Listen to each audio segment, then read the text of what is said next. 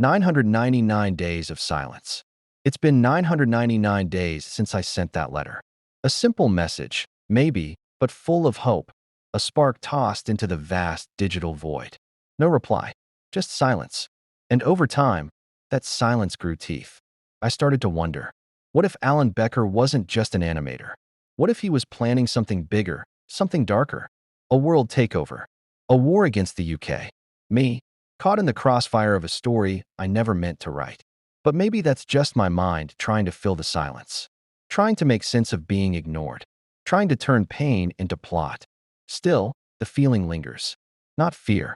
Not anger. Just a quiet ache that says, I reached out. And I'm still waiting. The Siren at Tanyard Creek. A horror story inspired by true events. We weren't looking for trouble. Just a quiet night under the stars.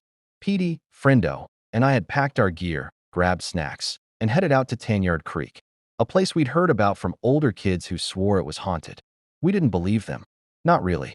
The sun was dipping low when we arrived, painting the sky in strange hues of pink and violet.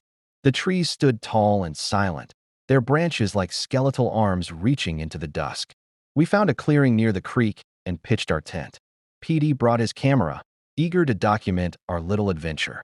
Let's take a group shot, he said, cranking the brightness up. We posed, laughed, and moved on. No one noticed anything strange. Not yet. As night fell, the forest grew unnaturally quiet. No crickets, no rustling leaves, just the sound of the creek, gurgling like it was trying to speak.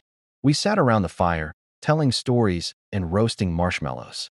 Friendo pulled out his phone and started scrolling through the photos. Guys, he said, his voice suddenly low. Look at this. We crowded around. In the background of our group photo, just beyond the trees, stood something tall. Something wrong. Its limbs were impossibly long, its body textured like rusted metal and dried bark. And its head, two sirens, twisted and grinning, with rows of jagged teeth. We stared in silence. That wasn't there, Petey whispered. Then we heard it. A low, mechanical hum, like a distant emergency broadcast.